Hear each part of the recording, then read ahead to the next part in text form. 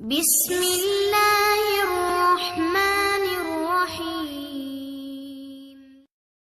اللهم اهدنا فيمن هديت، وعافنا فيمن عافيت، وتولنا فيمن توليت، وبارك لنا اللهم فيما أعطيت، وقنا برحمتك شر ما قضيت، فإنك تقضي بالحق ولا يقضى عليك، إنه لا يذل من واليت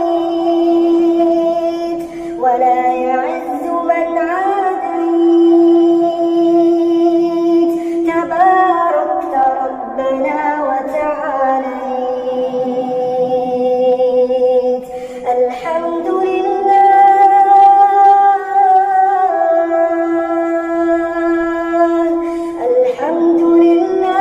على نعمة الإيمان، الحمد لله على نعمة الإسلام، الحمد لله على نعمة الهجرة، الحمد لله على نعمة المغفرة. اللهم اجعلنا لك ذكارين،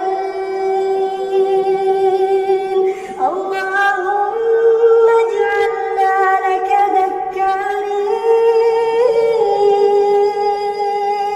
لك شكارين، لك توابين،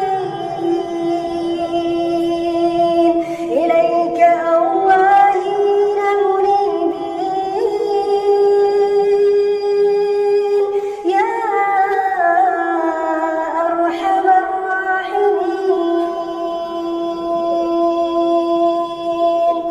اللهم اجعل القرآن العظيم ربيع قلوبنا ونور صدورنا وجلاء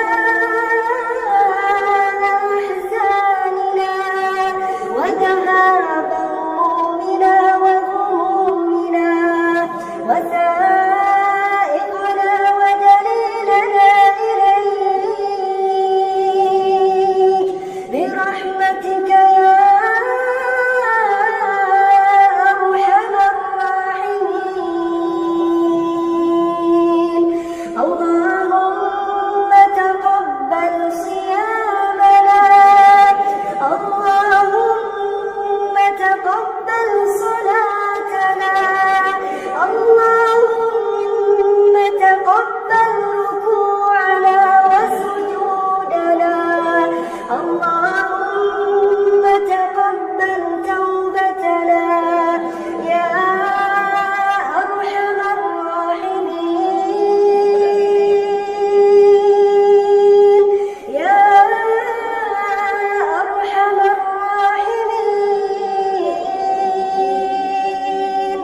يا غفار اغفر ذنوبنا، يا غفار يا رحمن ارحمنا يا أرحم الراحمين.